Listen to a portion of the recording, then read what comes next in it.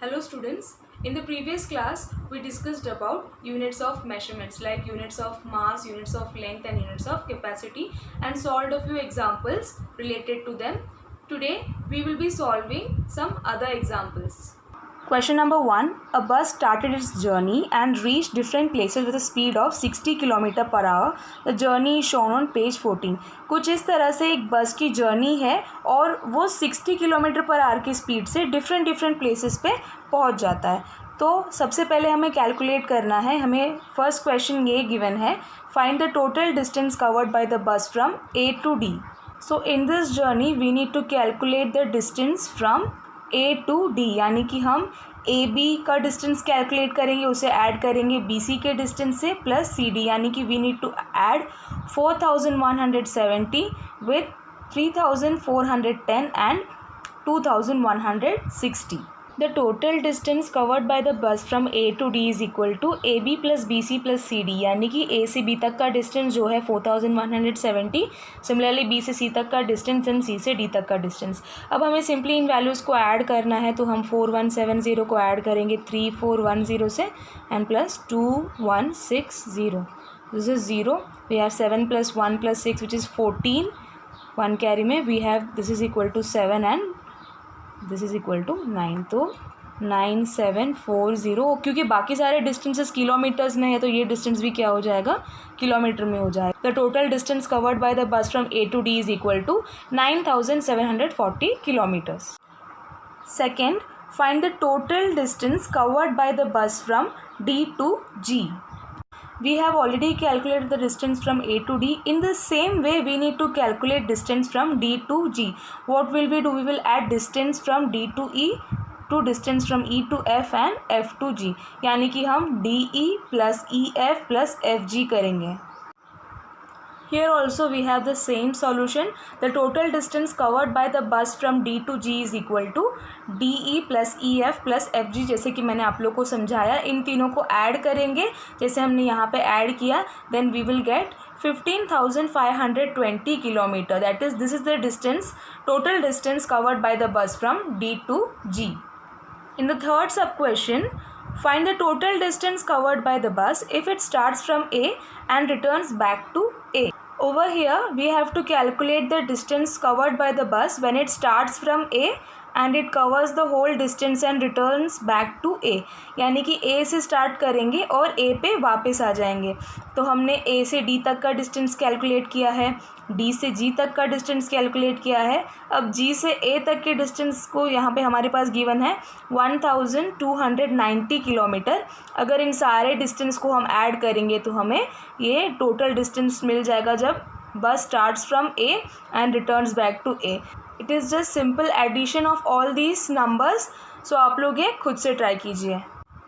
Number 4, can you find the difference of distances from C to D and D to E? Here we have the distance from C to D is 2160 kilometer and the distance from D to E is 8140 kilometer. So to find the difference हम क्या करेंगे, 8140 में से हम minus करेंगे यानी subtract करेंगे 2160 kilometres को. So here we have distance from C to D is equal to 2160 kilometer. Distance from D to E is equal to 8140 kilometer. Difference between them, difference between these two distances. Difference यानी कि क्या होता है, subtraction करना होता है हमें. तो we will subtract smaller distance from the bigger distance, यानी कि 8140 minus 2160. So we will have 5980 kilometers, क्योंकि बाकी सारे वैल्यूज़ भी किलोमीटर्स में है. तो difference between distance from C to D and D to E is 5980 kilometer. Question number 5, find out the time taken by the bus to reach A to B. A से B तक का जो distance है वो cover करने के लिए बस को कितना टाइम लगता है, that is what we have to find out. We have a formula for time taken which is equal to distance upon speed. Now in the starting of the question we were given that speed is equal to 60 kilometer per hour. So we know the speed. अब now we know the distance from A to B. Distance क्या है A से B तक? We have 4170 kilometers. ये हमारा distance है और हमारे पास स्पीड है 60 किलोमीटर का, 60 किलोमीटर पर आवर का. तो we will cancel the zeros from numerator and denominator. Next what we will do, we will divide 417 by 6. सो we have 6 minus 36, the remainder is 5 and this 7 will come down. Normal division, so we will have 9 minus 54. So what is the remainder? 3. तो point लगाएंगे, यहाँ पे 0 आ जाएगा. Then we have 5 minus 30 which is equal to 0. So now the remainder is 0. So now the answer will be equal to 69.5 hours. क्योंकि यहाँ पे kilometre per our में given है तो यहाँ पे हम लोग 0.5 के बदले 69.5 भी लिख सकते हैं, क्योंकि हमें पता है 1/2 जो है दैट इज़ इक्वल टू 0.5. ठीक है, डिवाइड करेंगे जब हम लोग 1 को 2 से तो हमें 0.5 मिलेगा. तो 0.5 की जगह पे हम 1/2 लिख सकते हैं. तो 69.5 आवर्स लगेंगे for the bus to travel from A to B. Next हमें टाइम टेकन कैलकुलेट करना है फ्रॉम C to D. So in this case we will divide 2160 by 60, है ना. डिवाइड में हमेशा स्पीड आएगा और स्पीड कितना है 60 किलोमीटर पर आवर. तो ये भी क्वेश्चन 1 की तरह सेम है, तो ये आप लोग खुद से ट्राई कीजिए. Next we have to find the time taken from E to G. तो ई से जी तक का पहले डिस्टेंस कैलकुलेट करेंगे. तो क्या करेंगे, E F plus F G and then we will divide it by 60.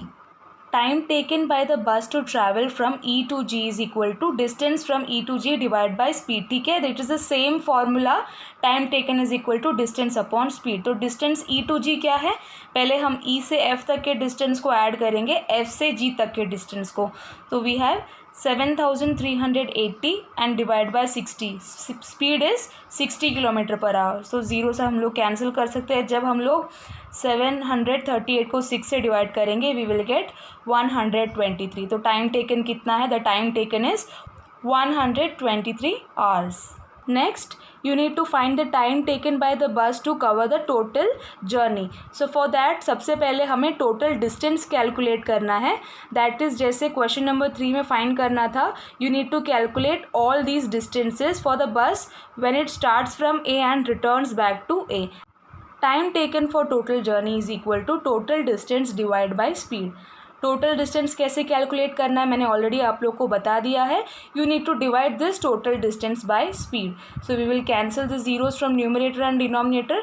Then we will divide 2655 with 6. We will get 442.5 hours. यानी कि टोटल टाइम कितना लगेगा for the total journey, 442.5 hours. Question number 2 में हमें जो 2 टेबल्स दिए हैं उनमें इंफॉर्मेशन है regarding Raman's shop. So these are things we can buy at Raman shop और ये उनकी प्राइस है. एप्पल्स कॉस्ट ₹40 पर kg, ऑरेंजेस के लिए ₹30 per kg and comes for ₹3 for 1 and so on are the prices of other things. Second table में the sales during the last year is given.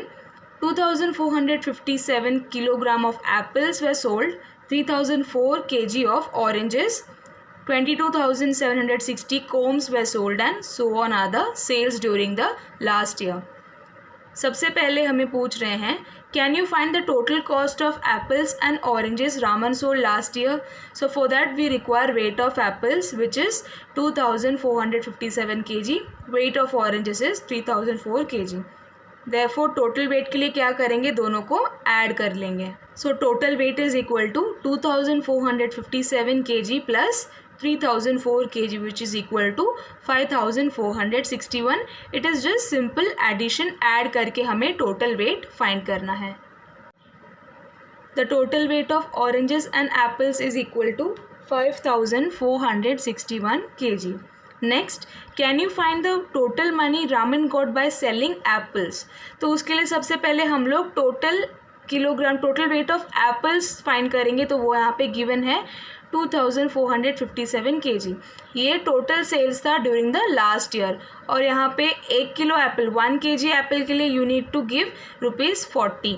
So we will multiply 2457 by 40, then we will get the total money Raman got by selling apples. Total money Raman got by selling apples is equal to weight of apples sold into price per kg.